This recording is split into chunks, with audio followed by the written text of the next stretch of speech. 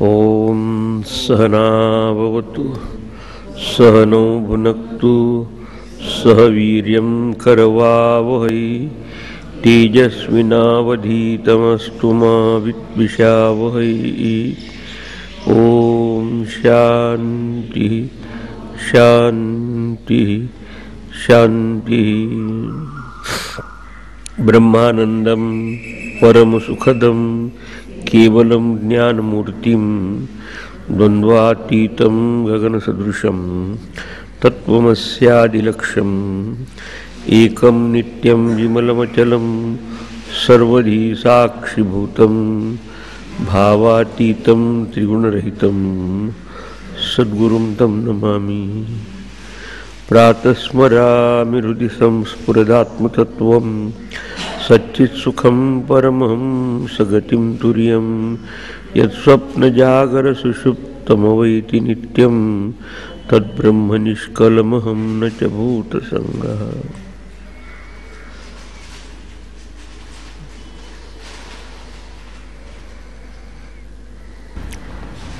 आपण बघितलं की कठोपनिषदात 2 अध्याय आहेत। ते 2 अध्याय 2 भाग, त्याच्यामध्ये अनुक्रमे 3 वल्ली आल्या आहेत। त्याच्यापैकी 2 वल्लीचं चिंतन आपलं झालं, पहिली आणि दुसरी। आता 3ऱ्या वल्लीमध्ये आपण प्रवेश करणार आहोत।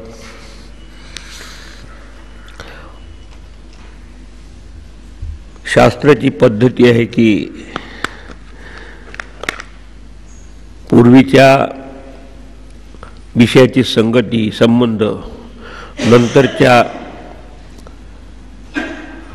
विवरणामध्ये किंवा स्पष्टीकरणामध्ये आलेला असतो। आतापर्यंत मागच्या 2 वल्लीमध्ये आपण पाहिलं की प्रथम नचिकेताने विचारलेला आध्यात्मिक प्रश्न की काय होतं, जीवात्म्याचं शरीर सुटल्यानंतर आत्मा असतो की नसतो, असतो तर त्याचं स्वरूप काय।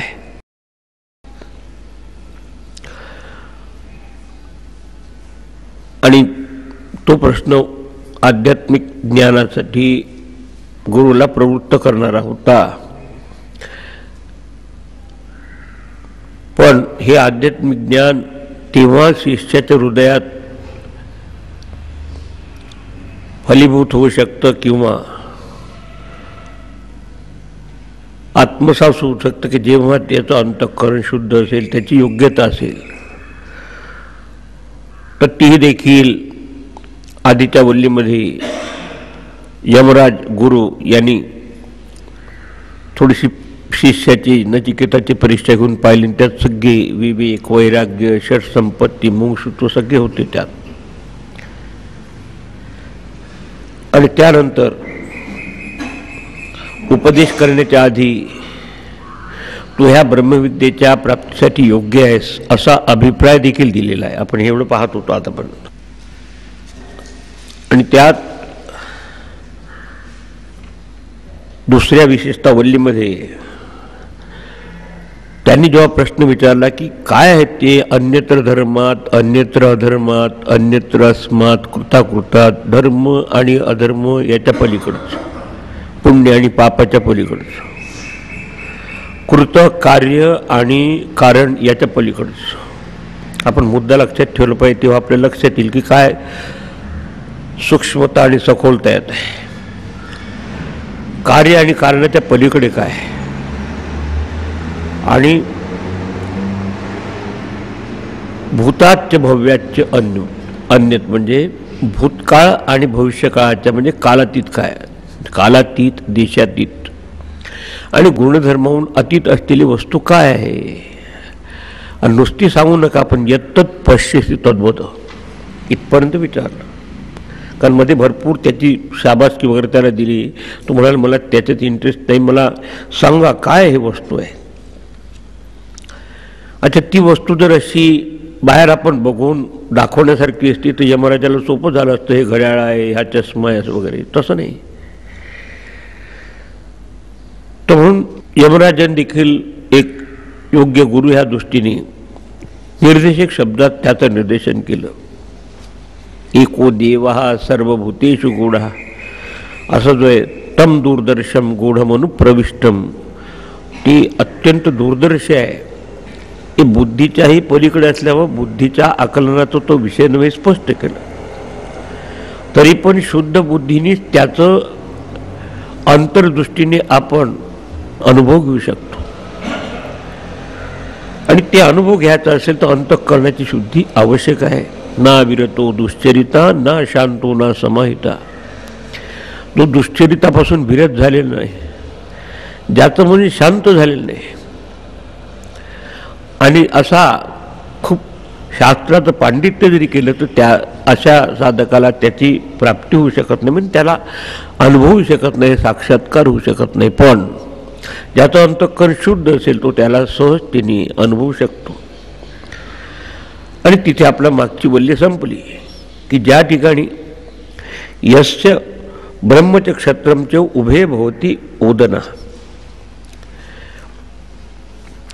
जिथे ब्रह्म म्हणजे ब्राह्मण जाती, म्हणजे ज्याची शुद्ध बुद्धी आहे अशी, पण ती बुद्धी देखील तिथपर्यंत जाते दारापर्यंत, पण नंतर बुद्धीला काहीही प्रवेश नाही बुद्धीच्या पलीकडे सांगायचं ना. क्षत्र म्हणजे जे कर्मरत असतात, कर्मकांड किंवा कर्म करून रक्षण करतं. एक धर्मपालन करणारे, दुसरं धर्माचं रक्षण करणारे, ते देखील जणू काही त्या ब्रह्मस्वरूपाच्या दृष्टीने ओदनम भवता. उदाहरण म्हणजे आपण जसं अन्न खातो तो होत असतं. अन्न म्हणजे आपण खाऊन पचवून ते संपवून टाकतो, त्याचं काय अस्तित्व राहत नाही. इतकंच नव्हे तर मृत्युरहस्य उपसेचनम, स्वतः मृत्युराज यमराज म्हणतात की ज्याच्याकडे संहाराचं सगळं संहारक शक्ती आहे, इव्हन त्या संहारक शक्तीच्याही ते अधिष्ठात असलेले ब्रह्मतत्व ती त्याच्या पलीकडे आहे. सेचन म्हणजे जणू काही चटणीसारखा आहे त्याच्यावर, म्हणजे मी सुद्धा त्याच्यासमोर काहीच नाही अहंकार रूपाने.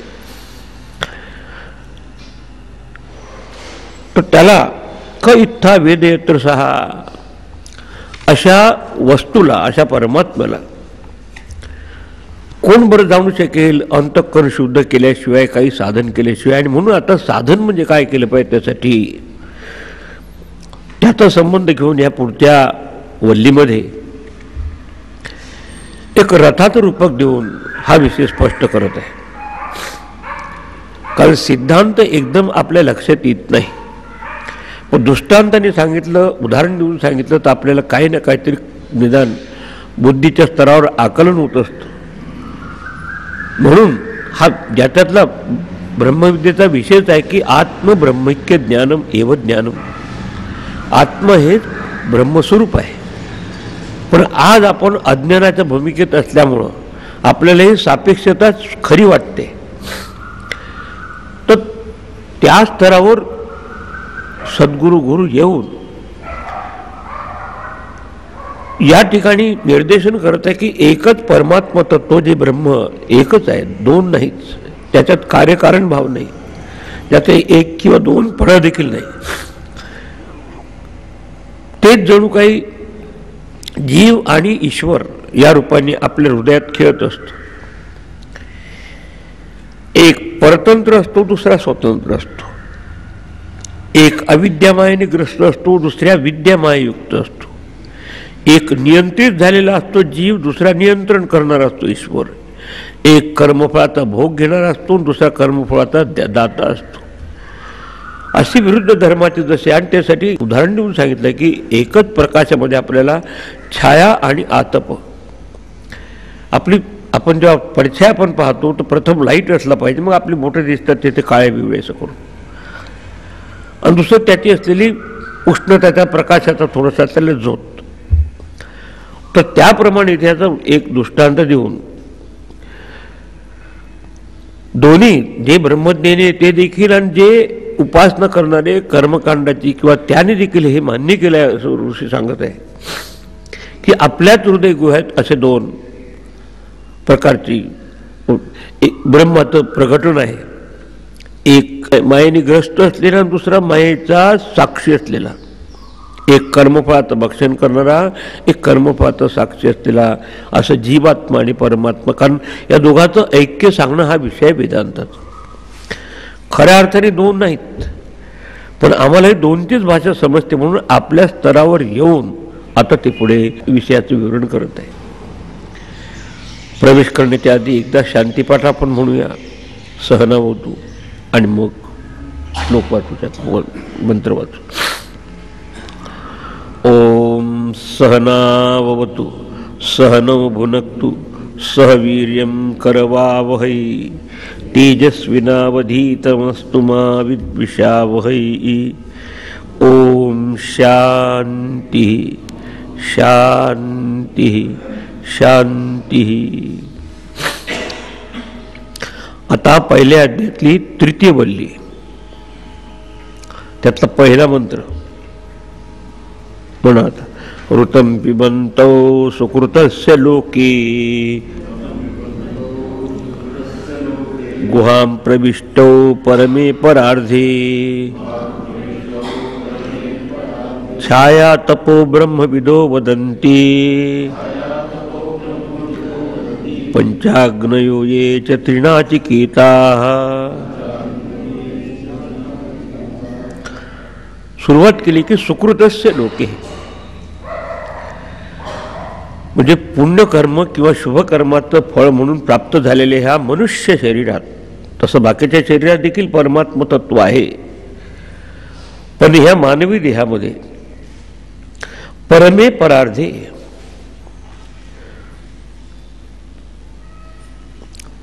परम उत्कृष्ट स्थानी असलेला परमात्मा सुकृत असे लोक आपल्या सुकृताची कर्मफळ भोगत आहेत दोघं. परमे परार्धे, शरीराच्या परार्धे गुहां प्रविष्टो, मनुष्य मानवी देहात, गुहा याचा अर्थ आहे बुद्धी गुहेमध्ये, म्हणजे बुद्धीला प्रकाशित करणारं असलेलं तत्व, त्याचंही अधिष्ठान आहे ब्रह्म परमात्मा. म्हणजे कसं आपल्याला प्राप्त होतं. सुकृत असे लोके, दुष्कृत म्हणजे पाप, सुकृत म्हणजे काहीतरी पुण्यकर्म केलं म्हणजे आपल्याला हे शरीर प्राप्त होतं. पुढे प्रश्नोपनिषदात हा विषय येणारच आहे की पुण्यकर्म केलं की पुण्य शरीर प्राप्त होतं, पापकर्म केलं की पाप शरीर. आणि पुण्य आणि पापाचं जेव्हा समानता होते तेव्हा आपल्याला मनुष्य देह प्राप्त होतो.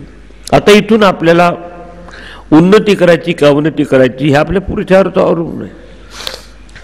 तर म्हणून म्हणतात की सुकृतस्य लोके, लोके म्हणजे अस्मिन संसारे किंवा अस्मिन शरीर, या संसारामध्ये किंवा या शरीरामध्ये. तर परमात्म्याचंच प्रकटन दोन प्रकारचं आपल्यामध्ये. छाया तपो इव विलक्षणो,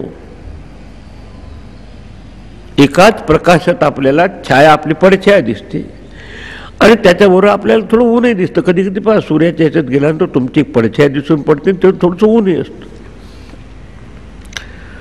अशा दोन विलक्षण स्वभावाचे असलेले परस्पर. आणि आपण ईश्वर आणि जीवाचा हा विलक्षण स्वभाव आहे. ईश्वर आहे सर्वज्ञ सर्वव्यापी सर्वशक्तिमान, जीव आहे अल्पज्ञ अल्पव्यापी अल्पशक्तिमान. अनेक तुम्हाला उदाहरण घेता येईल. ईश्वर आहे मायेचा नियंता, जीव आहे मायेने नियंत्रित झालेला. ईश्वराची उपाधी आहे विद्या माया, जीवाची उपाधी आहे अविद्या माया. अशा तऱ्हेने पण ते दोघेही प्रतिबिंब आहे एका भगवंताचं परमात्मा ब्रह्माचं. आणि ते आपल्याला निदर्शनात येते ह्या पुण्यकर्म घेतलेल्या हा मनुष्य शरीरात. सुकृतस्य लोके ऋतं पिबन्तौ, ते सुकृताचे कर्मफळे भोगतात. पिबती पिबंतो, ते पितात आणि पिबंतो याचा अर्थ द्विवचन वापरलं. खऱ्या अर्थाने या दोघांमध्ये जर त्याचा जर विचार केला तर जीव फक्त कर्मफलाचा भोगता आहे, ईश्वर कर्मफल दाता आहे. जीव हा बुद्धीशी एकरूप झालेला आहे, ईश्वर बुद्धीचा साक्षी आहे. खूपच पहिल्यांदा स्पष्ट असली पाहिजे कल्पना. सर्वधी साक्षीभूतम भावातीतम असं हे सद्गुरु तत्व. पण तरी या ठिकाणी म्हटलं की दोघंही, आता वास्तविकता एक तर कर्मफळ भक्षण करणं, एक कर्मफळ भक्षण करणारा नाही, तो साक्षी आहे. परस्पर विलक्षण स्वरूपात जसं छाया आणि ऊन याप्रमाणे परस्पर विलक्षण असलेले एकाच प्रकाशात दिसणारे दोन, कोणाच्या ब्रह्मप्रकाशात, शुद्ध चैतन्याच्या प्रकाशात, ब्रह्मविदा वदंती, ते म्हणतात की मी नाही सांगत, असे आधीपासून ब्रह्मज्ञानी लोक देखील सांगत आहे. इतकंच नव्हे, पंच अग्नया येच त्रिनाची करता वदंती, आणि जे कर्मकांड करतात, उपासना करतात, त्यांनी देखील हा विषय मानलेला आहे की जीव आणि परमात्मा ईश्वर असे दोन आपल्या याच्यात आहे. म्हणजे हे त्रिनाची करतात. तीनदा ज्यांनी नाचिकेत यज्ञ, कारण आधी त्या यज्ञाला नाचिकेत यज्ञ नाव दिलं होतं की जो अशी काही उपासना करेल त्याचं अंतःकरण शुद्ध होईल, आणि शुद्धांतःकरणाने तो जर परमात्मा प्राप्तीसाठी जर प्रार्थना करेल तर त्याला परमात्म्याची प्राप्ती होईल, स्वर्गाची प्रार्थना कर स्वर्गाची प्राप्ती होईल. त्या नाचिकेत अग्नीचं काय, त्रिनाचिकेता म्हणजे तीनदा चयन करणारे, म्हणजे ते उपासना करणारे करण. पंचाग्नया म्हणजे जे गृहस्थ लोक आहे, ज्याने, आणि गृहस्थ लोकांमध्ये पंचाग्नीची उपासना सांगितली, काही निर्णय प्रकारचे आपल्या वेदामध्ये नाव दिले त्याचे, काही गार्हपत्य, दक्षिणात्य, आवहनीय, सभ्य आणि आवसस्त. आता हे सगळे थोडेसे तांत्रिक शब्द आहेत त्यातले. भावार्थ असा की जे काही उपासना करून अंतःकरण शुद्धी करून जरी इथे त्यांना ब्रह्मज्ञान झालं नाही तरी त्याला इकडची काही वासना न राहिल्या, मग अंतःकरण शुद्ध करून निष्काम भावने जे जेव्हा उपासना करतात तेव्हा ब्रह्मलोकाची प्राप्ती त्याला होते. नंतर ब्रह्मलोकापर्यंत जाऊन त्यांना क्रममुक्ती प्राप्त होते. थोडक्यात सांगा, ज्यांना आत्मज्ञानात तेही लोक असं तुम्हाला आम्हाला समजून सांगण्यासाठी म्हणतात की एकाचे तसे दोन प्रकटन आहेत. कोणतं? एक जीव आणि ईश्वर, एक बंधनात असलेला, एक मुक्त असलेला, एक परतंत्र असलेला, एक स्वतंत्र असलेला, एक अल्पज्ञ असलेला, एक सर्वज्ञ असं. खऱ्या अर्थाने असे दोन नाही, पण ही भाषा आहे. आणि हा विषय आधी आपल्याला विस्ताराने सांगितला होता की आपल्यासमोर देखील दोन मार्ग असतात. नचिकेताला सांगितलं की एक अविद्येचा मार्ग, दुसरा विद्येचा. तसेच आणखी दोन शब्द आपल्याला सांगितले होते सुखाच्या दृष्टीने, एक प्रिय सुख आणि दुसरे श्रेय सुख. तात्पुरतं सुख, खाणं पिणं, मुलं बाळा संपत्ती, ते मिळतं माणसाला, आणि दुसरं जे कायमच असणारं सुख, श्रेय सुख, जे पूर्णत्वाकडे नेणार आहे. आणि असे माणसाच्या समोर नेहमी हा क्रॉसरोडवर उभा असल्यासारखा त्याच्या समोर निवड करण्यासाठी उभे असतात. तुम्हाला जे पाहिजे ते घ्या. इकडच्या याच्यात गेलं तर ते मिळू शकणार नाही, कारण हे काही दोन्ही इच्छा बैलाच्या शिंगासारख्या एक वेळेस प्रभावी नसतात. जेव्हा इकडच्या संसाराची इच्छा असते तेव्हा पूर्णत्वाच्या प्राप्तीची इच्छा दबून जाते. तर हे जीवाच्या समोर असे दोन प्रकारचे असे निवड असते उभी, का कोणतं घ्यायचं आपण. आता तोच विषय जरा अधिक स्पष्ट करून त्याला समजा ऋतम पिबंतु म्हणून परमात्मा आणि जीवात्मा गुहेमध्ये, म्हणजे आपलं हृदय गुहेत. जेव्हा जेव्हा गुहा शब्द येईल तेव्हा कुठेतरी आपल्याला हिमालयात जाऊन बसलं पाहिजे नव्हे. बुद्धो गुहायाम सदसद विलक्षणम, विलक्षणामध्ये देखील हा शब्द आहे. बुद्धिरूपी गुहेत सत आणि असतच्या विलक्षण. त्याचा प्रश्न असा होता की अन्यत्र भूताच्य भव्याच्य, भूत आणि भविष्यकाळच्या पलीकडे काय, आणि कृत आणि अकृत, कृत म्हणजे कार्य आणि अकृत म्हणजे कारण, येथे पलीकडे काय. तर असं आपल्या प्रत्येकाच्या हृदयातच बसलेलं आहे, दूर नाही. पण त्याच्या मागे, दोघांच्या मागे अधिष्ठान केवळ ब्रह्म आहे. तसं एकच सूर्याचं प्रतिबिंब आपण बघतो की गढूळ पाण्यामध्ये त्याचं प्रतिबिंब पडतं, आणि दुसरं स्वच्छ पाण्यामध्ये. उपाधी भेदामुळे भेद वाटत आहे. खऱ्या अर्थाने दोन्ही तर जर पाणी आटलं तर प्रतिबिंब राहतच नाही. आणि असं कोण म्हणतात, ब्रह्मविदा वदंती, ब्रह्माला जाणणारे हे छाया तपाप्रमाणे परस्पर विलक्षण समजतात. शिवाय जे कर्मकांडी जे उपासना करतात निष्काम भावाने त्या ब्रह्मज्ञानाच्या प्राप्तीसाठी, त्याच्यासाठी ते तीनदा त्यांनी नाचिकेता अग्नीचं चयन केलं आहे अंतःकरण शुद्ध करून. ज्ञानाच्या प्राप्तीच्या दृष्टीने ते देखील असंच म्हणतात परार्धे परस्य ब्रह्मणा अर्धस्थान कल्पे हृदयाकाशे, म्हणजे त्या ब्रह्मातच असं आपल्या हृदयात एक नियंता एक नियंत्रित असो. थोडक्यात सांगायचं म्हणजे दोन्ही विरुद्ध धर्माचे असून आपल्या हृदयात ते वास करतात. ते उपासक आणि ब्रह्मज्ञानी दोन्ही यांनी हे मानलेलं आहे. आता त्याची प्राप्ती त्या ईश्वराच्या प्रार्थनेशिवाय होऊ शकत नाही, कारण कुठल्याही गोष्टीची योग्यता आल्याशिवाय आपण त्या क्षेत्रात यश मिळू शकत नाही. तर आपल्याला त्याची योग्यता येण्याच्या दृष्टीने प्रार्थना हाच उपाय आहे. म्हणजे परमात्मा जाणण्याचा उत्कृष्ट उपाय म्हणजे परमेश्वराची प्रार्थना करून आपण त्याच्या कृपेने त्याला जाणू शकतो. नचिकेताचे गुरु यमराज ह्या तर पुढच्या मंत्रामध्ये निर्देशित करत आहे की जे यज्ञादी वगैरे करत असतात कशासाठी, की जेणेकरून अंतःकरण शुद्ध व्हावं आणि मग ईश्वर कृपा प्रसादाने परमात्म्याचा साक्षात्कार करावा. या दृष्टीने आता जणू काही आपण देखील त्याला जाणू शकतो असा एक सकारात्मक भाव व्यक्त करणारी प्रार्थना या दुसऱ्या मंत्रामध्ये केली आता. यहा सेतुरिजानानाम अक्षरम ब्रह्मयत्परम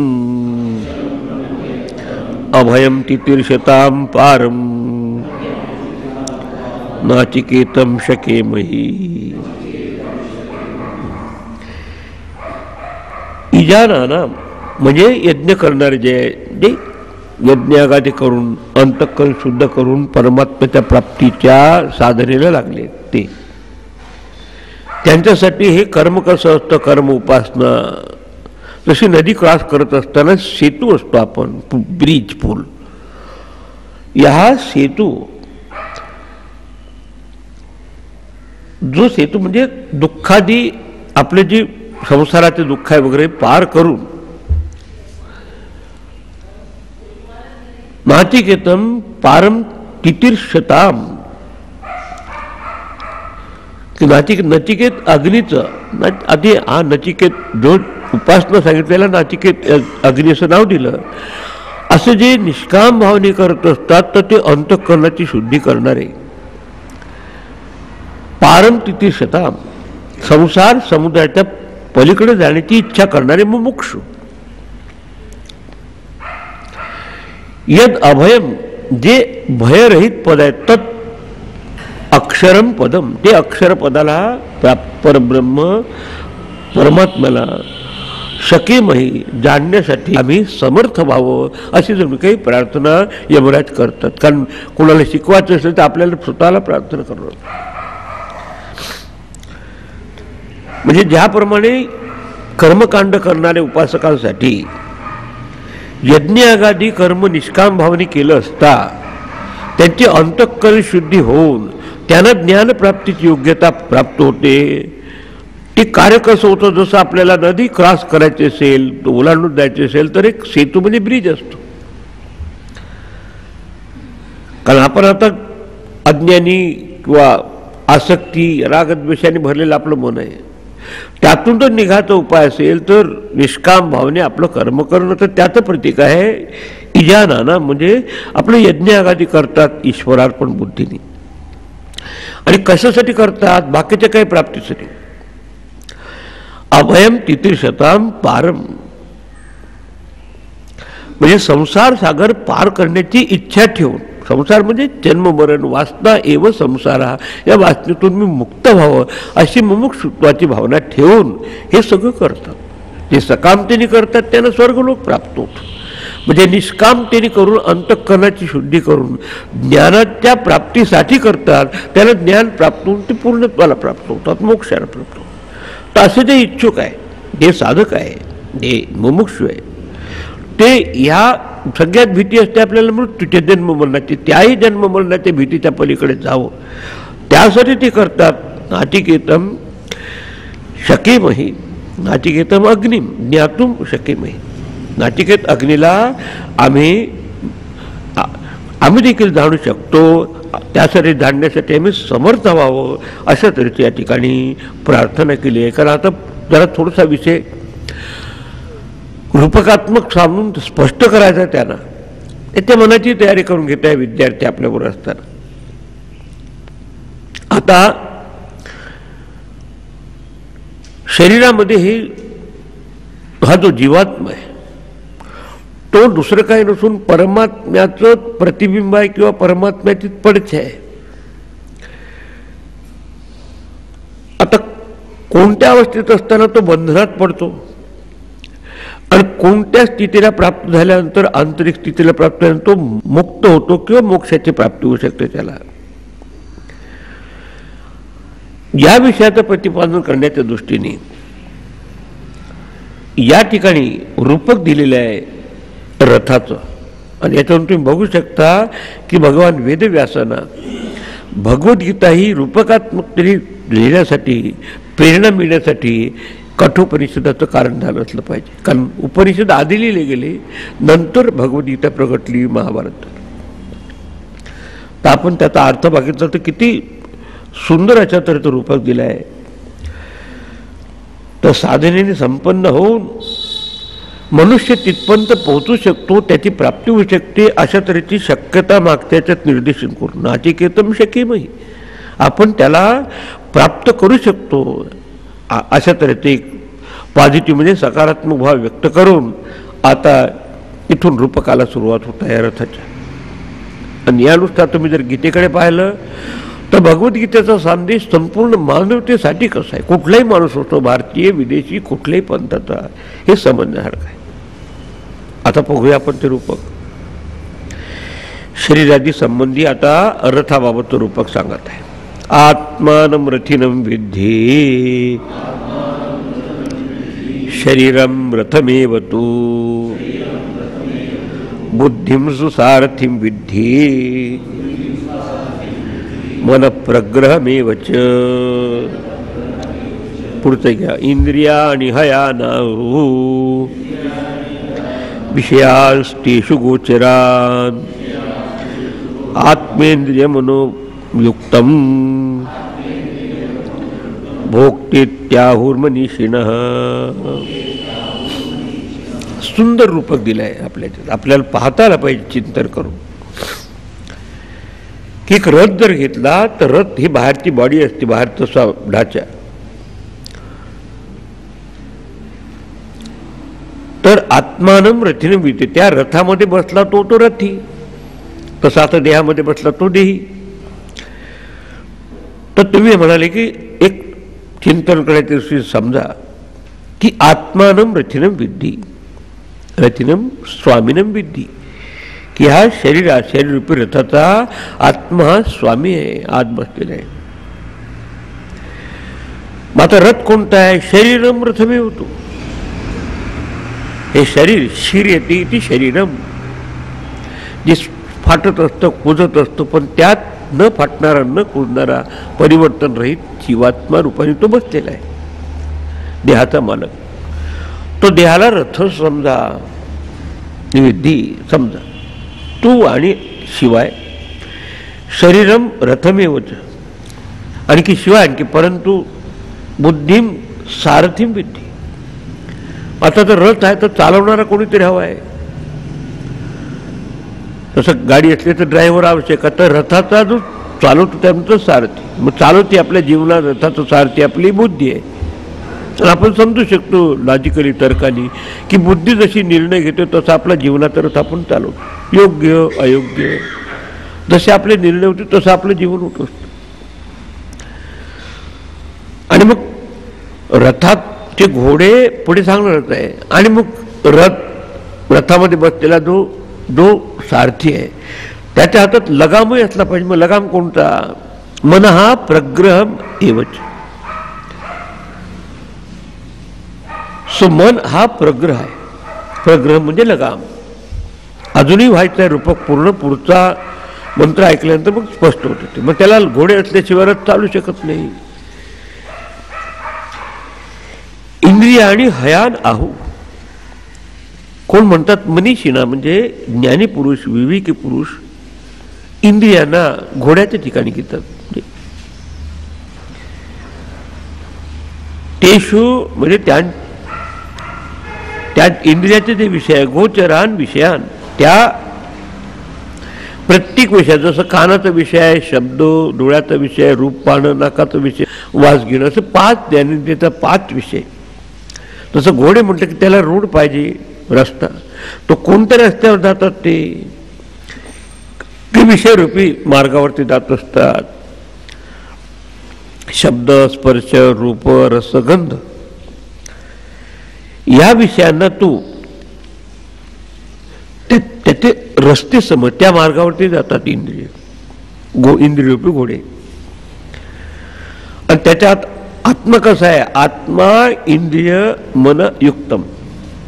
आपल्यामध्ये असलेले हे आत्मतत्व, आपल्यामध्ये असलेले चैतन्य तत्व, शरीर इंद्रिय मन याच्याशी युक्त होऊन सगळ्याची एकत्र राहून हा जीवात्मा तो आपल्या कर्मफळाचे भोग घेतो. भोगता इति आहो मनीषीना.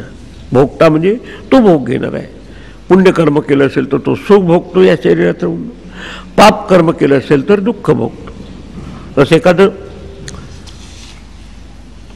गेह इव देह, आपला हा घरासारखाच देह आहे. गेह म्हणजे घर.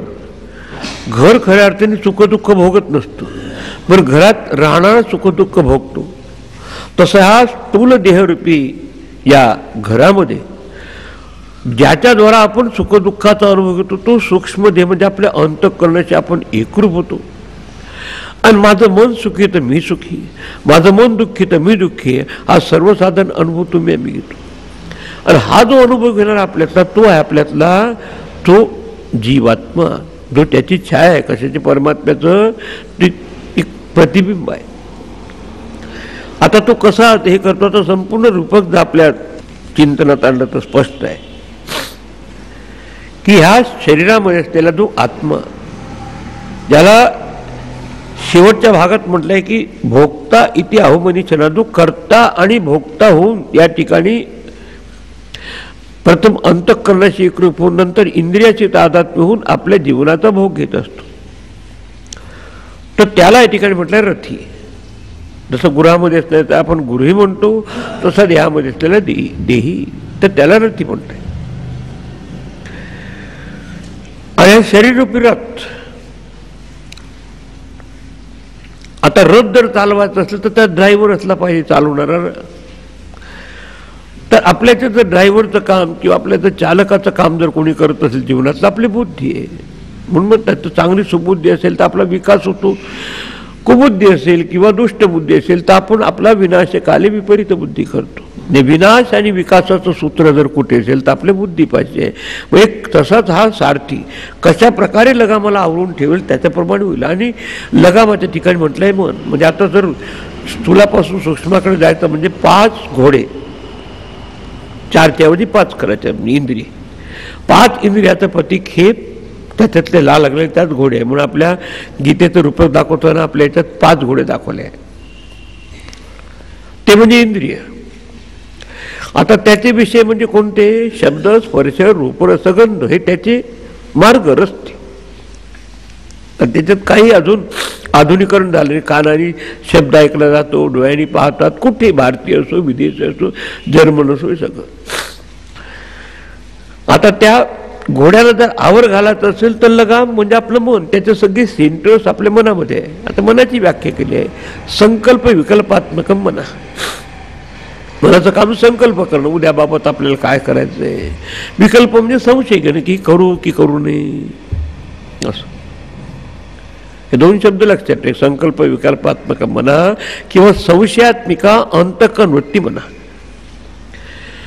की जेव्हा विचारधारा आपल्या अंतःकरणातली संशयाच्या दिशेने वाहते की करू की करू नये, तेव्हा आपण समजायचं आपण मनाच्या लेवलवर आहोत.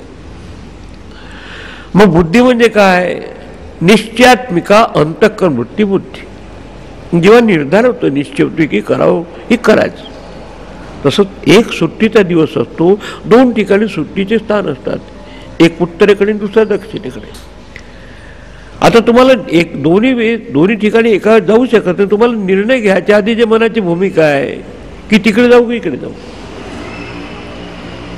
आता पुण्याला जाऊ की बेळगावला जाऊ, आला प्रश्न तुम्हाला. तो दोन्ही ठिकाणी जाऊ शकत नाही, तो तुम्हाला निर्णय घ्यावा लागतो.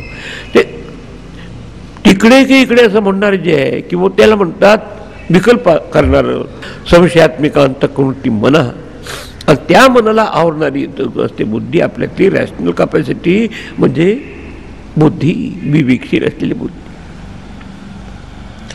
तर जेव्हा आपण ठरवतो ते निश्चयात तीच अंतःकरणाची बुद्धी अगदी स्पष्ट होते की हे मी आता करायचं ठरवलं, पक्क काय ते निश्चयात्मिक अंतःकरणवृत्ती बुद्धी. बस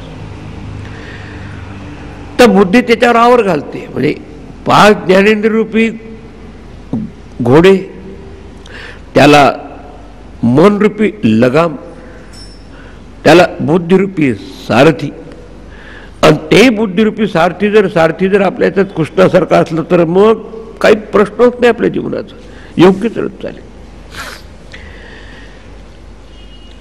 अशा तऱ्हेचं हे रूपक या ठिकाणी सांगितलेलं आहे. आणि त्याच्या आत बसलेलं जे आहे, जो भोक्ता इति आहो मनीषिणा, 5 ज्ञानेंद्रियाच्या द्वारा शब्द स्पर्शादीचं रूप घेणारा, अहम पश्यामी अहम शृणोमी म्हणणारा किंवा तसंच मनाच्या स्तरावर मला संकल्प आला, मला विकल्प आला, मला संशय आला, असं मी त्याच्याशी जुळून वागणारा. खूपच झालं तर इंटेलेक्च्युअल माणूस असेल तर बुद्धीच्या स्तरावर मला हे समजलं, तुम्हाला समजलं नाही वगैरे, बुद्धीच्या स्तरावर. तो आत्मा इंद्रिय मनोयुक्तम, तो एकटा नाही राहत, आपल्या ह्या उपाधीशी आहे, शरीर मन आणि बुद्धीशी एकरूप संलग्न होऊन तो कर्ता बरोबर भोगत्या भावात येत असतो की अहम करोमी आणि अहम भुंजामी, मी करतो आणि मी भोगतो. म्हणजे त्या चैतन्याचं प्रतिबिंब अंतःकरणात पडल्यानंतर जो भाव आहे त्यांचा जीवात्मा, तो ह्या देहाचा स्वामी आहे. त्याला 15व्या शरीरम यदवापनोती यच्चा पित्क्रामतीश्वरा गृहीत त्वैतानी संयाती वायुर्गंधान इव आश्रय. मग त्याला ईश्वर म्हटलं याचा गीतेच्या 15व्या अध्यायात. कारण हा स्वामी आहे देहाचा, तो जसा करेल, कारण जसं मालक बुद्धीला ड्रायव्हिंग करेल ते करेल. पण ते प्रतिबिंब देखील बिंबाशिवाय राहू शकत नाही परमात्म्याशिवाय. म्हणजे परमात्मा त्याचं बुद्धीमध्ये पडलेलं प्रतिबिंब त्यानंतर चिदाभास, परमात्मा चित स्वरूप आहे, चैतन्य स्वरूप आहे, त्याच्या बुद्धीवर पडलेलं प्रतिबिंब चिदाभास. आणि चिदाभास मग जेव्हा बुद्धीशी एकरूप होऊन निर्णय घेतल्यानंतर भावनामधून वाहून 5 ज्ञानेंद्रियाचा जरा विषयाच्या संपर्कात जातो, तेव्हा तो शब्दादी शब्दस्पर्शादी विषयाचा भोगता होणारा, भोग घेणारा होतो. त्यात अनुकूलता असेल तर त्याला सुख वाटतं, प्रतिकूलता असेल तर त्याला दुःख वाटतं. मग आपल्यातलं सुख दुःख भोगता कोण आहे याचं जर उत्तर घ्यायचं असेल तर याचं स्पष्ट उत्तर मिळाले.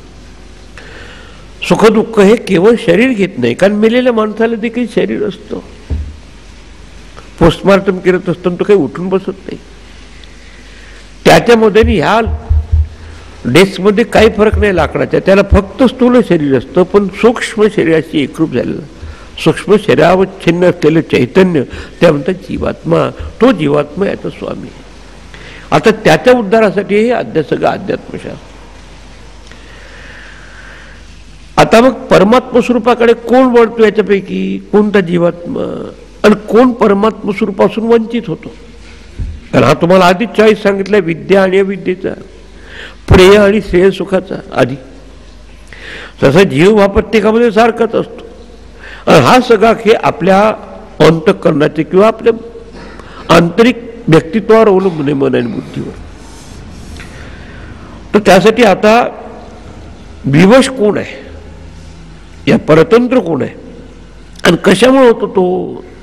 खऱ्या अर्थाने आपण देखील त्या परमात्म्याचाच अंश आहे, आपले देखील पूर्णत्वाच्या अवस्थेत, पण आपण का बरं अपूर्णतेच्या भावना येतो? आणि आल्यानंतर हा जीवात्मा बंधनामध्ये पडतो, तो कसा, कोण? आणि जो मुक्त होतो तो कसा? आता हे रूपकात्मक सांगत तो पुढच्या याच्यात होता. पण हे 2 मुद्दे लक्षात ठेवले की संशयरूपी असलेली अंतःकरणाची वृत्ती हे मन, निश्चय करणारी अंतःकरणाची वृत्ती बुद्धी. पण दोघांच्या मागे प्रकाशक कोण आहे? एक चैतन्य, शुद्ध चैतन्य परमात्मा. ते जेव्हा याच्याशी एकरूप होतं तेव्हा तो त्याच्याप्रमाणे जशी बुद्धी तशाप्रमाणेच असतो. किंवा जसे गुण असतील सत्व रज तम त्याच्याप्रमाणे तो शांत विक्षिप्त किंवा मुळासारखं वागतो. चैतन्यामध्ये भेद नाही पण उपाधीमुळे भेद वाटतो. आता कोण अयुक्त असून हा बंधनामध्ये पडतो संसार बंधनात, आणि कोण युक्त होऊन आपल्या परमतत्वाचा योग साधतो. कुठलाही नवीन विषय सांगत असताना compare and contrast is the method of conveying new idea. काही नवीन आयडिया सांगायची असेल तर तुलनात्मक तीन सांगतात. त्याचा हा सांगायचा विषय. बंधनात तो एखादा जीव पडतो, एखादा संत महात्मा याच्यातून मुक्त होतो. कसं ऐकात. मंत्र नंबर 5. यस्त्व विज्ञानवान भवती अयुक्तेन मनसा सदा तस्येन्द्रियाणि वश्यानि दुष्टाश्वा इव सारथे. या तो सदा अयुक्तेन मनसा, जो आपल्या मनावर आवर न घालता, मनावर काही कंट्रोल न ठेवता, नियंत्रण न ठेवता, केवळ भावनेशी वशवून वाहून जातो. सो अयुक्तेन मनसा अविज्ञानवान भवती. अविज्ञान म्हणजे त्याच्यावर बुद्धी त्याच्यावर नियंत्रण करू शकत नाही, भावनांचं त्याच्यावर प्राबल्य असतं.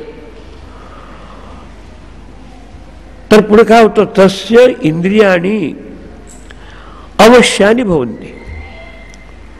त्याचे इंद्रिय, त्याचे डोळे पाहत असताना, कान ऐकत असताना त्याचा संयम राहत नाही. त्याच्या अशाची इंद्रिये अनावर बनतात. कसं, आता दुष्टा सारथे हे दुष्टः अश्वः इव. तसं सारथ्याचे दुष्ट घोड्यांप्रमाणे. समजा घोडे काती बिलकुल कंट्रोल, त्याला किती शिकवलं तर अडेल तट्टू असतात घोडे. पण त्याची इच्छा नसते. मग अशा तऱ्हेने तो ह्या विषयाच्या गर्तेत पडतो माणूस. का नियम काय की बाहेर आपलं वागणं हे आपल्या आंतरिक व्यक्तित्वाचं बाह्य प्रकटन आहे. External life is the display of what we are within our self. बाहेरचं आपलं वागणं हे आपल्या आंतरिक जगाचंच बाह्य प्रकटन होत असतं.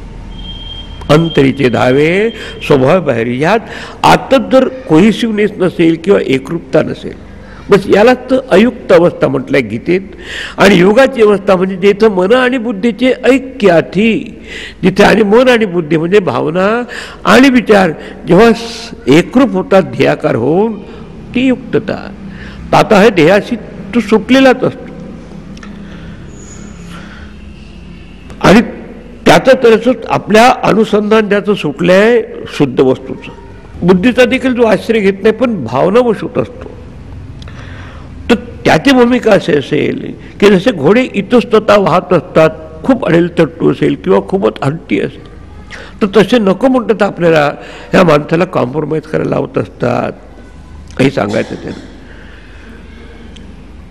तर साधक देखील धर्माचरण काय ते समजून घेतो, पण तसं आचरण करायचं असेल तर वेळ करू शकत नाही. याचं कारण विवेकशील बुद्धीचा आश्रय घेण्याच्या ऐवजी तो भावनारूपी मनाशी एकरूप होत असतो. आणि मग अशा वेळेस इंद्रियरूपी अश्वांना तो पूर्णपणे नियंत्रणाखाली आणू शकत नाही, उलट तो त्याच्याद्वारा नियंत्रित होतो. आता एक उदाहरण घेतलं म्हणजे पुढचा सगळा विषय स्पष्ट. त्या काय कळत आपल्याला बुद्धीच्या स्तरावर समजतं की हे करू नये. समजा आपल्याला डॉक्टरने रिपोर्ट दिली की तुमच्याची साखर फार वाढली, खूप दिवसाची सवय आहे, आणि इथे खायची सवय आपल्याला इंद्रियांना. मध्ये कोण आहे, माइंड. हे फार महत्वाचं आहे. म्हणून पहा मधलं बोट तुमचं प्रत्येकाचं मोठं असतं. ते जिकडे जाऊन मिळतं त्याची युती होते आहे ना. आणि जे दोघं होते ते पक्के होतात, मग तिसरी बाजू लंगडी पडते, म्हणजे हतबल होते. आता कसं होतं, आपल्याला समजतं की हे खाऊ नये, सिगरेट पिऊ नये किंवा दारू पिऊ नये, की कुठली व्यसनी माणसाची गोष्ट खूप दिवसाची सवय झाली असते बुद्धीवरती. रिपोर्ट सांगतात त्याला की तू खाऊ नकोस एवढी साखर. आता ठीक आहे आपलं, आता इथे खूप त्याची सवय झाली आहे. असं करता करता काही दिवस थोडा संयम पाहतो आणि थोडंसं तब्येत जरा नॉर्मल आली की मग त्याचं मन म्हणायला लागते का आता का नाही, हे असं गुणगुण करत असतं मध्ये. आता खूप दिवसाची सवय असल्यामुळे आता बुद्धी सांगते की आता तर पूर्वीपेक्षा चांगले आहे ना रिपोर्ट, खायला का हरकत आहे. मग आपल्यासमोर लाडू येतो काही पप्पा आणि हे बरोबर तिकडे ग्रॅव्हिटेट होतात, ते ओढले जातात. आता प्रश्न आहे की हे जर इंद्रियाची साथ देईल तर ही अयुक्तता झाली, ऐकता की नाही तुम्ही. आणि इंद्रिय जर बुद्धीच्या साथ झाली, युक्तता झाली. तर सर्वसाधारणपणे आपली काय भूमिका होते की अशा वेळेस आपण कॉम्प्रोमाइज करतो की काय हरकत आहे एकदा खायला, आणि आता एकदाच खाल्लं तर का नाही की एकादशी सुटली तर काहीतरी सुटली तर आता खायलाच काय हरकत आहे. तर असं म्हणून याला काय म्हणतात की हे मन बुद्धीचा आधार घेऊन बुद्धी चैतन्याच्या आश्रय राहण्याच्या ऐवजी अयुक्तेनं मनसा, असं अयुक्तेनं म्हणजे मन बुद्धीबरोबर युक्त न राहता कोणाशी युक्त होत असतं, इंद्रियाशी, आणि त्या ते कॉम्प्रोमाइज करतं. तर त्याची भूमिका काय होईल, मग नंतर इंद्रिय तर आधी वाट पाहतच असतात. तर त्याला कशी भूमिका, ते सारथे दुष्टा अश्वहा इव अवश्यानी भवंती तसे इंद्रियाणी, त्याचे इंद्रिय त्याचे वश राहू शकत नाही, तो अशेच नाही म्हणू शकत नाही. बस आपण विचार करून स्वतःहून त्याला ढील दिले तर ठीक आहे, पण असे आपल्याला ओढून देतात. बस इंद्रियाणामिचरताम्यन म्हणून विधीती तदस्य हरती प्रज्ञा वायुर्नाव मिवांबसी.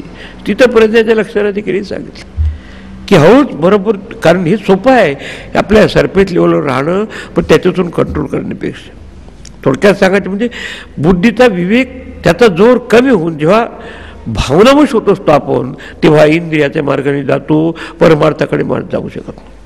म्हणजे परमात्मा स्वरूपाकडे न वळता इंद्रियाकडे वळण्याचं कारण काय विषयाकडे, हे इथे सांगितलं या ठिकाणी. कारण बाहेर नसून आपल्या हातात. आता याच्या उलट चित्रण सांगितलं म्हणजे हा विषय स्पष्ट होतो. याच्या उलट आता तर यस्तु विज्ञानवान भवती युक्तेन मनसा सदा तस्येंद्रियाणि वश्यानि सदश्वा इव सारथी. तुलनेच्या दृष्टीने आता जो स्वतः सावधान राहून ज्याची बुद्धी विवेकशील आहे त्याला काय लाभ होतो हे आता मंत्र नंबर 6 मध्ये सांगितलं आहे. पहिल्यांदा ते कनेक्शन लक्षात ठेवलं म्हणजे मग आपल्याला विषय सोपा असतो चिंतन की ह्या तो सदा युक्तेन मनसा. आता युक्त तुम्हाला आत्ता सांगितलं की या दोन पैकी मन कुठे जाईल, तर मन जर बुद्धीशी संलग्न होऊन बुद्धी ईश्वराची अधिष्ठानता मानून जर काम करत असेल तर आपलं नियंत्रण बरोबर आहे. याच्या उलट युती बुद्धीची सोडून जर मन युती इंद्रियाशी करत असेल तर निश्चितच त्या चैतन्याशी एकरूपता राहत नाही आणि हे मन वाहून जातं इंद्रियाकडे. आतापर्यंत सांगितलं. आता ते हे जरा आधी अमनस्क, आता समनस्क म्हणजे जे खरोखर योगयुक्त म्हणायचं जावं तो म्हणजे, परंतु या सदा विज्ञानवान म्हणजे विवेकयुक्त बुद्धिवाला असतो, विचार करणार असतो की ठीक आहे हे माझ्यासाठी उपयोगाचं आहे की नाही, तात्पुरतं बरं वाटेल, नंतर त्रास होणार ना. युक्तेन मनसा म्हणजे मन त्याला बुद्धीला सहयोग देणार असतं. इथं मन आणि बुद्धीचे ऐक्याती असं भवती. तस्य इंद्रियाणी त्याचे इंद्रिय त्यालाही इंद्रिय असतात, त्याने अंतःकरण. सारथे सदश्वा इव वश्यानी भवंती. जसं सारथी असेल आपल्या रथाचा, त्याचा ड्रायव्हर असेल, त्याचे घोडे कंट्रोलमध्ये राहतात किंवा की जेव्हा मन त्याच्या कह्यात असतं बुद्धीमध्ये आणि बुद्धी आपल्या मालकाने सांगितलं त्या दिशेने जात असेल. सबका मालिक एक आहे म्हणजे परमात्मा.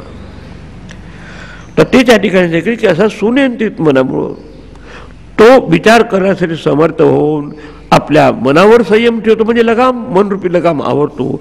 आणि मनरूपी लगाम आवरला की इंद्रियरूपी घोडे देखील त्याच्या संयमात असतात. संयम करण्याचं डांबून टाकणं असं नव्हे, पण आपल्याला जेव्हा वाटतं तेव्हा खायचं प्यायचं नाही तर नाही असं होऊ शकतं.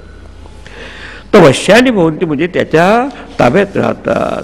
आता फलप्राप्ती का होते, ठीक आहे, नाही बरेच लोक काही तारतम्य ठेवत नाही, काही विवेक नसतो तर ते राहतात जगात. काही विवेक ठेवून थोडासा संयम ठेवतात ते राहतात. मग काय फरक पडतो?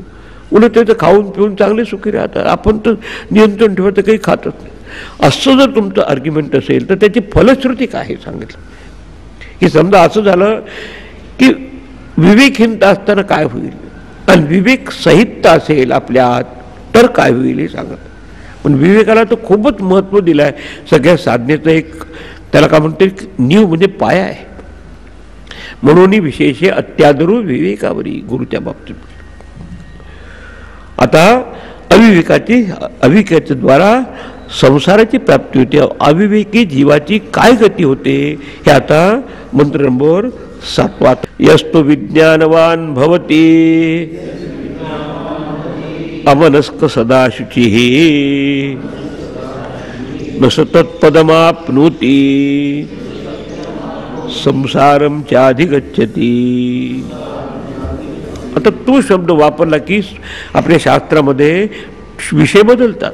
आतापर्यंत सदिश्व अश्व सांगितलं आता की देदुष्ट अश्वाईव कसे होत असतात की ह्या तू अविज्ञानवान भवती. का बरं इंद्रिय संयमात राहत नाही, मनावर संयम राहत नाही?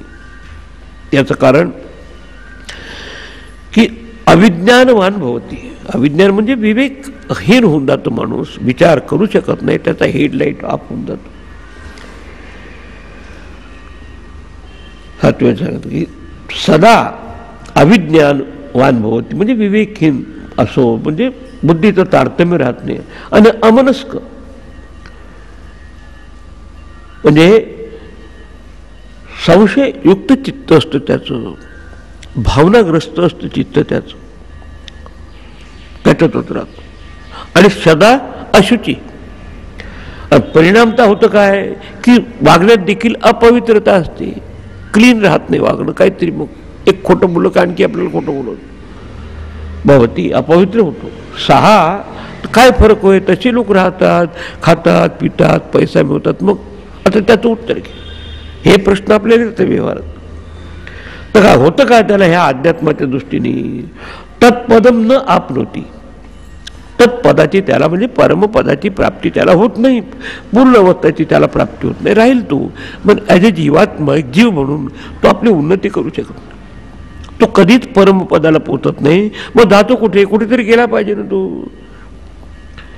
संसारमचे अधिगच्छती. संसारम म्हणजे वारंवार जन्ममृत्यूच्या फेऱ्यामध्ये तो पडतो. संसाराचा अर्थ काय? वासना एव संसार. आणि जोपर्यंत वासना आहे तोपर्यंत जीवाला पुनरपि जननम पुनरपि वर्णनम. गीतेत देखील दुसऱ्या अध्यायात 2 स्टँडपर्यंत सांगितले. ज्याला आत्मज्ञान झालं त्याला समजतं की आपला आत्मा न जयते न म्रियते वा कदाचित समजलंय. समजून आत्मसात झाली पाहिजे ती दृष्टी. बिलकुलच समजून घेत नाही तो देखील मरण पावतो तो शरीर. पण त्याच्यासाठी सांगितलं की वासांशी जीर्णानी यथा विहा. जसं आपलं जीर्ण कपडे झाल्यानंतर आपण बदलवतो तसं तो बदलवतात. तर हा त्याच्या वासना न संपल्यामुळं परत आणखी तो पुनरपि जननम पुनरपि मरणम या गर्तेमध्ये पडत असतो. कोण? अविज्ञानवान म्हणजे विवेकी नसलेला. पण सगळं साधन जे आहे आपल्या बुद्धीला योग्य दिशा देण्यासाठी आहे. आणि योग्य दिशा फक्त हे शास्त्राचं चिंतनच आपल्याला लिहू शकतं. आणि म्हणून याची आवश्यकता. आता पॉझिटिव्ह पिक्चरही सांगितलं पाहिजे की कोण या संसारामध्ये आल्यानंतर परमपदाची प्राप्ती करू शकतो. आता हे सकारात्मक शब्दात, पॉझिटिव्ह शब्दात आता पुढचे सांगत आहे. यस्तु विज्ञानवान भवती समनस्क सदा शुचिः सतु तत्पदमाप्नोति यस्मात् भूयो न जायते. आता म्हणतोय तो म्हणजे परंतु या सदा नेहमी जो म्हणजे बाकीचं होत असताना विवेकाचं बॅकग्राऊंड त्याचे ते सुरू असतं. विज्ञानवान भोवती विवेकशील विचाराने तो आपलं पाहतो त्याच्याकडे, जीवनाकडे. समनस्क म्हणजे संयमित चित्त आहे. म्हणजे मन त्याच्या बुद्धीला सहयोग देणार असतं. मन बुद्धीपासून वियुक्त होत असतं किंवा सुटत असतं, ते झाली अयुक्त अवस्था. तस त्याचा परिणाम त्याचं जसं मागे शब्द वापरले त्याचा विरुद्ध शब्द, त्या अशुची म्हटलंय इथे सदा शुची भवती, की तो संयमित चित्ताचा असेल तर त्याचं बाहेरचं वागणं ते क्लीन राहतं. आणि असा असेल सतू तत्पदम आप्रोती, तोच त्या परमपदाची प्राप्ती करतो. एक तर गोष्ट पक्की आहे की ते कोणीही परमनंट आले नाही संसारात. एक ना एक दिवस तो शरीर सोडून जाणार आहे. तर हा जाईल कुठे, की ज्याला आता इथेच बुद्धीला तारतम्य समजून आणि खरोखर या वासनेचे बीज जाऊन टाकण्यापर्यंत जर आला असेल तर, जसं आपण गव्हाचं बीज कुठपर्यंत येईल बगीच्यात, जोपर्यंत त्याला तव्यावर गरम केलं, सब गरम करा, त्याला रोस्ट करा. तर ह्या विवेकाने ज्याच्या विवेकरूपी अग्नीमध्ये वासनारूपी बीज त्याने जाऊन टाकलं तर काय होईल, तो यस्मात भूयः न जायते, की त्यातही विवेकशीलता अशी अग्नीसारखी पक्की असल्यामुळं परत त्याला ह्या जन्म मरणाच्या गटांगा घ्यावं लागेल. कारण काय, वासनेमुळे जन्म येतो बस. आणि आधी सांगितलं की वासना नुसती काही बाहेरचे कपडे बदलून सुटत नाही, नुसतं वैराग्य हिमालयात जाऊन बसलं तरी सुटत नाही, आणखी बाकीचं काही खूपच त्या भजगोविंदमध्ये मोठं छान सांगितलं आहे की तुम्ही त्याचं इंटेलिजन्स करा तरी सुटत नाही. आता विवेकहीनतेने तुम्हाला वैराग्य केलं असेल, अंगम गलितम पलितम म्हणजे ते झालं त्यावेळी, किंवा काही घेत नाही समाजापासून, तरी पण काही ना काहीतरी वाचता राहू शकतात. फक्त हे विज्ञान सारथी असतो. आणि असं विज्ञानयुक्त अंतःकरण असं, विज्ञानाचा अर्थ शुद्ध स्वरूपाचं ज्ञान होणार. जर विवेकाची बुद्धी असेल तरच तो याच देही याच डोळा आपल्या स्वरूपाचा सोहळा पाहून यातून मुक्त होऊ शकतो. थोडक्यात मग एक झालं की त्यात परिणाम दिसतो की आज जर नियंत्रण असेल तर बाहेर इंद्रियावर नियंत्रण, बाकीच्या वागण्यावर नियंत्रण. कारण म्हणून तर संतांनी सर्व शब्द सांगितलं की व्यवहार में जो ठीक नाही वो परमार्थ क्या कर सकी. त्याचा व्यवहारच बरोबर नसेल तर काय तो परमार्थ करणार. आणि परमार्थ ते नाही कर सके म्हणजे थोडं धार्मिकता शुद्धता जर नसेल तर ज्ञान कैसा भर सके, त्याला विवेक आणि विज्ञानता ज्ञान कसं प्राप्त होईल. आणि ज्ञान ते नाही भर सके तो ध्यान कैसा धर सके, त्याला ज्ञानच नाही झालं तर ध्यान कसं करू शकेल. काय तू नुसतं डोळे बंद कर म्हणजे ध्यान झालं का. आणि ध्यान ते नाही धर सके तो भावसिंधू कैसा तर सके. किती लॉजिकल आहे छोटे थोडक्यात. कसा भावसिंधू म्हणजे पुनरपि जननम पुनर्पूर्णम, या चक्रातून जीवात्मा सुटेल कसा. असा भरपूर असेल, गडगड संपत्ती आहे, आणखी भरपूर आहे, पण हे काहीच करत नाही ॲज अ जीव इंडिव्हिज्युअल. लक्षात ठेवा, भगवद्गीता किंवा उपनिषद हे शास्त्र हे देहाच्या उद्धारासाठी सांगितलेलं नसून आंतरिक जीवाच्या उद्धारासाठी. आता जीवाची ही आंतरिक भूमिका कशी असेल, संयुक्तता असेल मन आणि बुद्धीची, तो परमपद पाएगा. आणि अयुक्तता जर असेल तर क्लिअर केला आहे की तो असा. आणि म्हणून तो गीतेची सुरुवातच आहे, अर्जुना क्षुद्रम हृदय दौर्बल्यम, तुझ्या हृदयाचं ढिलेपण आहे, अंतःकरणात तुझी सैलपणा निर्माण झाला आहे. बस बाकी ते जर बरोबर असेल आणि ते बरोबर तेव्हा राहील की दोघांना आलंबन एक वरचं टोक असेल. पण त्रिकोण देखील तेव्हा होतो की दोन बिंदू खाली असतात, एक रेषा पाडतो, पण त्रिकोण व्हायचं तर त्याच्यामागे जे अपेक्स पॉईंट आहे तिथे एकरूप गेलं पाहिजे. असं माणूस तर काही विचारच करत नाही अध्यात्माचा. आणि असं काही झालं म्हणजे मग त्याला असं काय होतं की त्याच्या प्रश्नाचे उत्तर असं का व्हावं. विशेषतः कधी ऐकत विचार नाही करणार, कधी ऐकणार. अच्छा, जीवनात ह्या गोष्टी तर घडतात आता, जिथे संयोग आहे ती योग आहे. आणि अशा वेळेस मग आपण काही विचार करू, यस्मात भूयो न जायते. आणि मग हे जर त्याला झालं असेल तर तत्पदाची प्राप्ती होईल त्याला, त्याचं विज्ञानवान आहे. समरस्क म्हणजे पवित्र, ज्याचा अंतःकरण आहे, व्यवहार ठीक आहे. तो पॉझिटिव्ह शब्दात तत्पदम आप्लुते, तत्पदाची प्राप्ती. वही परमपद पावेगा जो भजे हरि को सदा. अंतःकरण परमात्म्याच्या चिंतनात लागेल किंवा असत.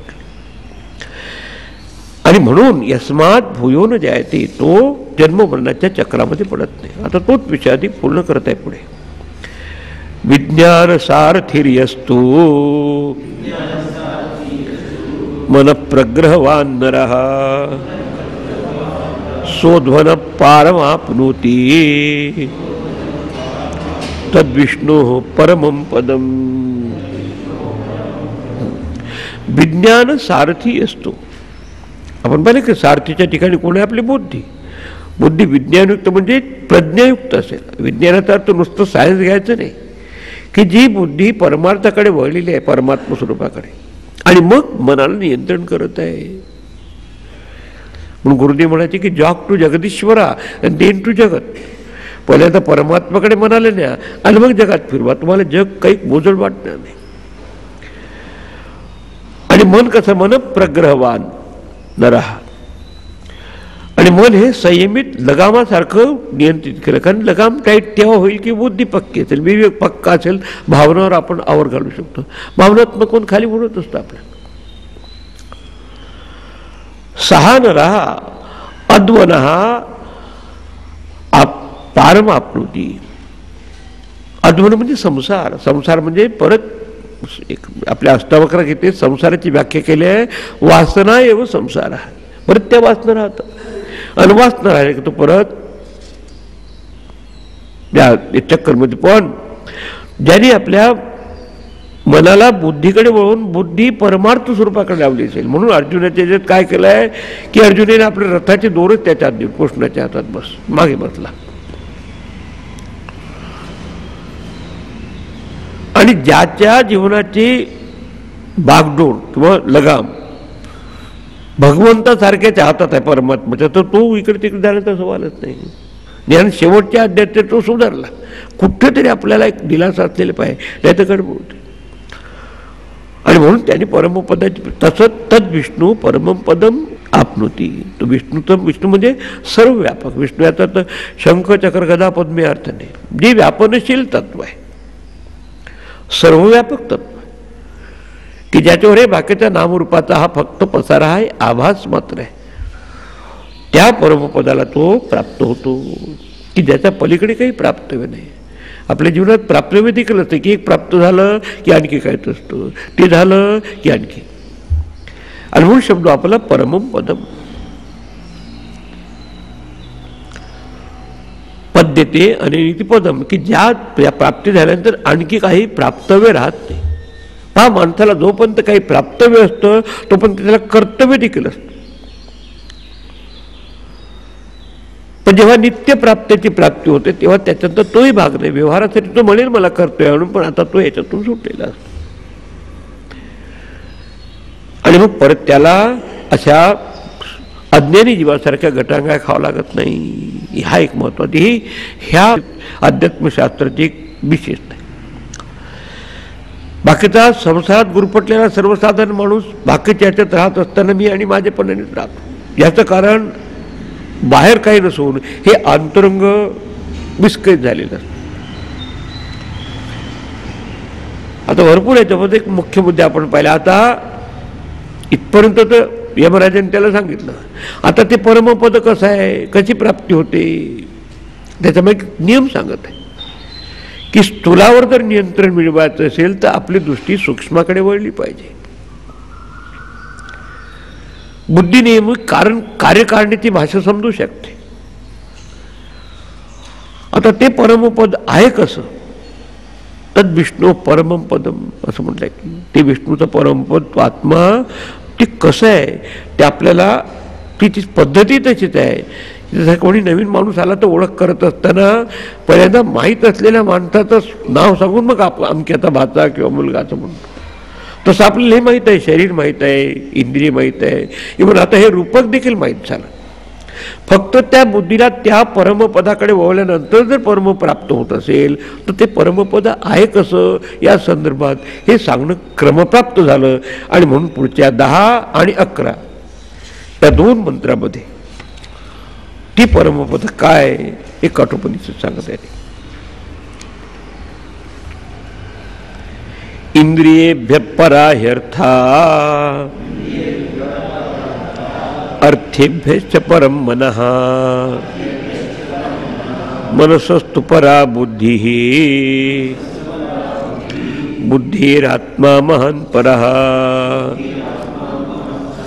महतः परमव्यक्तम् अव्यक्तात् पुरुषः परः पुरुषान्न परम किंचित सा काष्ठा सा परागती. काही काही मंत्र यातले तुम्ही पाठ करा. विशेषतः हा 10वा आणि 11वा तुमचा कंठस्थ झाला पाहिजे. आम्हाला गुरुदेव ते झाल्याचे पुढचं शिकवतच नव्हते. एकाला तर सोडून द्यायला जा आश्रम निघून जा म्हणजे संध्याकाळी. तर हे फार महत्वाचे याच्या म्हणजे याच्यावर आता सगळं वेदांताचं सूत्र बसलेलं आहे की मागच्या याच्यात फक्त निर्देशन केलं की तद विष्णू परमं पदम प्राप्नोती. कोण? विज्ञान सारथी असतो. जो समनस काय विज्ञान मन आहे, पवित्र आहे, तो त्या परमपदाला प्राप्त होतो. पण ते परमपद काय काय हे सांगणं क्रमप्राप्त झाल्यामुळं आपण आहोत तिथून सांगत आहे की आपण इंद्रियाच्या द्वारा बाहेरच्या विषयाचे आपण अनुभव घेतो. शब्द, स्पर्श, रूप, रस, गंध. त्या विषय वस्तू ह्या इंद्रियांच्याही पलीकडे असतात. म्हणजे हे बघा, माझे डोळे आहे पण बाहेर जर मला पाहायचा विषय नसेल तर अहम पश्यामी हा अनुभव मला येऊ शकत नाही. कान चांगले आहे पण बाहेर ते दोन्ही परस्पर आहे. समजा विषय असेल पण आपले कान बरोबर नसेल तर आपल्याला शब्द ऐकायला येत नाही. कान बरोबर असेल तर आकाशात जर शब्द प्रगटले तरी आपल्याला ऐकण्याचा शब्द. म्हणून हे सगळं आपलं परसेप्शन किंवा पाहणं ऐकणं हे विषयावर अवलंबून असल्यामुळं इंद्रिय म्हणजे परा हे अर्थ. परा म्हणजे सूक्ष्म किंवा थोडंसं अधिक श्रेष्ठ आपल्याला बाहेरचं हे जग आहे. त्यापेक्षा आणखी म्हणता येईल की आपलं हे इंद्रिय आहे आणि इंद्रियामध्ये त्याच्या फॅकल्टीज असतात. कानामध्ये ऐकण्याची शक्ती, डोळ्यामध्ये बघण्याची शक्ती, नाकामध्ये असे 5 ज्ञानेंद्रियाचे. तर ते देखील कार्यवान त्या होतात की जेव्हा त्याच्यासमोर काहीतरी विषय असेल. म्हणजे विषयवस्तू इंद्रियाच्या पलीकडच्या असतात. आता त्याच्या पलीकडे काय, विषय पहिल्यांदा आपण जेव्हा अनुभवतो तेव्हा पहिल्यांदा त्याचं प्रथम आपल्या मनामध्ये वृत्तीरूपाने आपण ज्ञान प्राप्त करतो. अहम पश्यामी, अहम शृणोमी, जेव्हा तुम्ही पाहता ते आपल्याला पाहण्याचा ऐकण्याचा आत ज्ञान होत असतं. ते कुठं? मनामध्ये. म्हणून अर्थेभ्यश्च परम मन.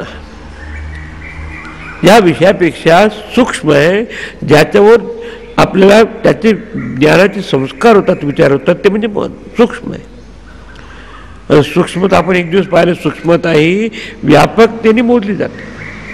इंद्रिय नुसते इंद्रियाच्या विषयापर्यंत जातात पण मन बसल्या बसल्या कुठे जातं?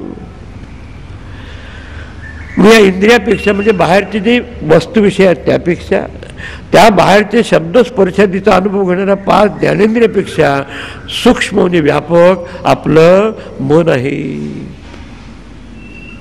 आता मन फक्त नोन परिसरात जात असतं. बुद्धी अननोन मध्ये देखील झेप घेते. विदित विषयाचा फक्त अनुभव आपलं मन देऊ शकतो.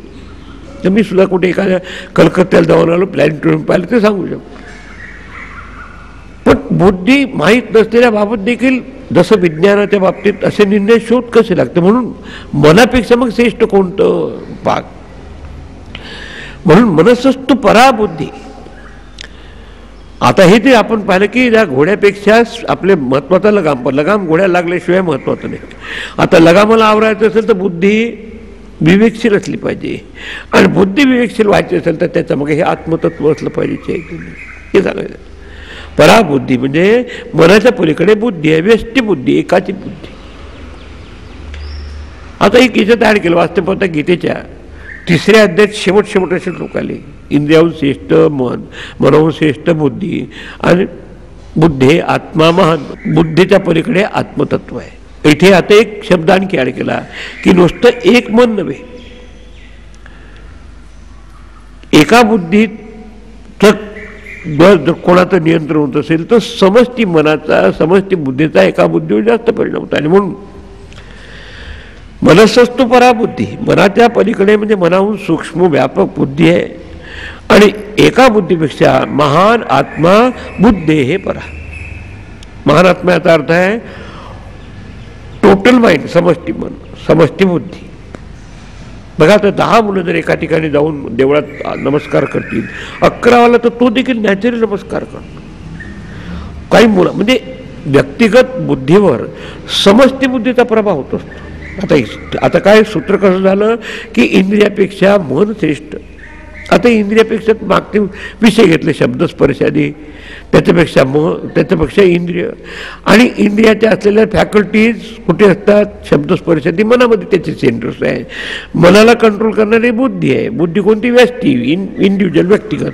आणि एका बुद्धीवर समष्टी बुद्धीचा परिणाम होतो. तुम्ही पाहावं एखाद्या कोर्टामध्ये किंवा आपल्या कलेक्टरकडे किंवा मिनिस्टरकडे एखादा अर्ज दिला तेवढं काही त्याचं मत, पण त्याच्यावर 1000 लोकांच्या सह्या असेल आणि शेवटी की तुम्ही याचा विचार केला तर आम्ही मोर्चा आणणार. झाली समष्टी बुद्धी. तर आपले व्यवहारिक उदाहरण, तर समष्टी बुद्धीचा प्रभाव जास्त आहे कशापेक्षा. म्हणून पराशब्द म्हणजे याच्यापेक्षा आणखी पराकुटीचं म्हणजे व्यापक समष्टी बुद्धी आहे. समष्टी बुद्धी शब्द काय आहे? महान आत्मा. म्हणजे सांख्य तत्वज्ञानात त्याला महत्त्व म्हटलं आहे. Consciousness identifying with the total intellect. समष्टी बुद्धीशी एकरूप झालेलं चैतन्य त्याला महत्त्व म्हटलं आहे, महान आत्मा.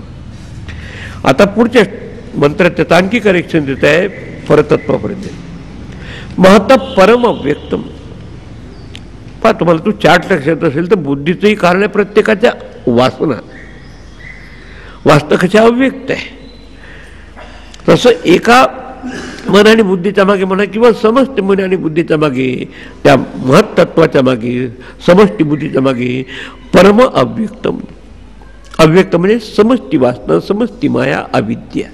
गीताचं का इथपर्यंत आणलं तुम्हाला स्टेप बाय स्टेप. म्हणजे बाहेरच्या इंद्रियापेक्षा बाहेरचे विषय प्रभावी, बाहेरचे विषयाचे परिणाम आपल्या मनावर होतात म्हणून मन सूक्ष्म, मनापेक्षा व्यक्तिगत बुद्धी सूक्ष्म व्यापक, आणि बुद्धीपेक्षा समष्टी बुद्धीचा प्रभाव जास्त. समष्टी बुद्धी समष्टी वासना किंवा अव्यक्तमूळ, आणि अव्यक्ताच्या पलीकडे काय? अव्यक्तात पराहा पुरुषा. अव्यक्ताच्या पलीकडे परम जे आहे तो पुरुष. पुरुष म्हणजे पूर्णत्वात पुरुष, हा जे परिपूर्ण आहे त्यातच पुरुष. पुरुष आहे ना अथवा पुरुष आहे, जो अंतर्यामी. आता नको म्हणतो तर बुद्धी त्याच्या पलीकडे झेप घेते. ठीक आहे, इथपर्यंत आला. पण इंद्रियापेक्षा मन, मनापेक्षा बुद्धी, बुद्धी होऊन समष्टी बुद्धी, समष्टी बुद्धी होऊन अव्यक्त, आता अव्यक्ता होऊन पुलीकडे पुरुष. इथपर्यंत आणलं. आता आपली बुद्धी विचारणार की पुरुषाच्या पलीकडे काय? हे चावटपण आहे बुद्धीचं. कॉजेशन हंटिंग म्हणजे कारण. जसं एका मुलाने विचारलं की सगळं जग जर देवाने निर्माण केलं ते देवाला कोणी निर्माण केलं? आता देव जर निर्माण झाला तर तो देवच होऊ शकत नाही. म्हणून आता ऋषी चटकन उत्तर देतात, पुरुषान्न परम किंचित. त्या पुरुष म्हणजे पूर्णत्वाच्या पलीकडे जे देशानी, कालानी, वस्तूंनी परिच्छिन्न नाही. सगळ्या उपाधीच्या पलीकडे आहे, मायेच्याही पलीकडे आहे. आणि मायेच्या पलीकडे जो परमात्मा आहे त्या परमात्म्याच्या पलीकडे का दुसरं काहीच नाही. म्हणून त्याला काय म्हणलं? सा काष्टा सा परागती. आपण पराकाष्ठा झाली प्रयत्नाची, असं त्याच्या पलीकडे आली की कोणी सूक्ष्मत्वाची पराकाष्ठा सा परागती, ती परमगती आहे. पुढे म्हणतात ते यदा पंचावतिष्ठन्ति ज्ञानानि मनसासह बुद्धिश्चन विचेष्टते तामाहु परमागती. त्याला परमगती म्हणतो, याचं इथे परागती म्हटलं. दोघाचा अर्थ एकच आहे. ती आहे परमगती. त्या सिद्धीपर्यंत जाऊन पोहोचतात. फक्त पद्धती कशी आहे की तुमचं लक्ष स्थूलापासून सूक्ष्माकडे, कार्यापासून कारणाकडे न्या, दृश्यापासून दृष्टाकडे न्या. आणि हीच पद्धती शंकराचार्यांनी सांगितली. दृश्य पाहता कशामुळे? इंद्रियामुळे. इंद्रियाला कशामुळे पाहता? मनामुळं. मनाला कशामुळे बघता? बुद्धीमुळं. बुद्धीला नियंत्रण करणार कोण आहे? समष्टी बुद्धी. समष्टी बुद्धीच्या मागे नियंत्रण कोण आहे? समष्टी माया, अव्यक्त. आणि अव्यक्ताला चालवणारा कोण आहे? शक्ती परमात्मा. सारे दुनिया का तू ही कर्णधार है, बिना तेरे ने किसको लगा पा रहे. बस असं समजलं पाहिजे. मग त्याला तुम्ही समर्पित करा. आता त्याच्या पलीकडे कोण आहे? कारण नाही तर मग ॲड इन्फिनिटम होईल. असं चक्रिका दोष सुरू आहे, त्याच्या पलीकडे कोण आहे? दुसरा परमात्मा नाही. तुम्हाला गीतेचा 7वा अध्याय अभ्यास घ्यायचा असेल ते आता आधार घ्या. 7व्या अध्यायातला 7वा श्लोक. पुरुषान्न परम किंचित, त्या परतत्वाच्या पलीकडे दुसरं काही नाही. त्याचं कारण आपली बुद्धी नको म्हटलं त्याच्या पलीकडे काय. आणि तिथे देखील कृष्णाने 7व्या अध्यायातही सांगितलं की सगळ्या जगाचं कारण 2 प्रकारची प्रकृती आहे, अपरा आणि परा. अर्जुन म्हणतो तिथपर्यंत मला समजलं. आजच्या सायन्सच्या भाषेत म्हणजे मॅटर आणि एनर्जी. आणि त्याच्या पलीकडे परतत्व, त्या दोघांच्या पलीकडे मी. पण तुझ्या पलीकडे कोण? मत्तः परतरम नान्यत्. अगदी अगदी तशीच भाषा आपली. परतरम न, अन्यत न आणि किंचित न, याला म्हणतात अद्वैत. की त्या परतत्वाच्या पलीकडे काही नाही, परतत्वाच्या बरोबर तर दुसरं काही नाही, आणि परतत्वाहून छोटंही काही नाही. बस हे अशा तऱ्हेचं आहे. इथपर्यंत आपण नंतर आता उद्याच्या चिठ्ठ्यात करू. एक विषय संपला. ओम सहनावतु सहनो भुनक्तु सह वीर्यं करवावहै तेजस्विनावधीतमस्तु मा विद्विषावहै. ओम शांति शांति शांति. हरि ओम. श्री गुरुभ्यो नमः. हरि ओम.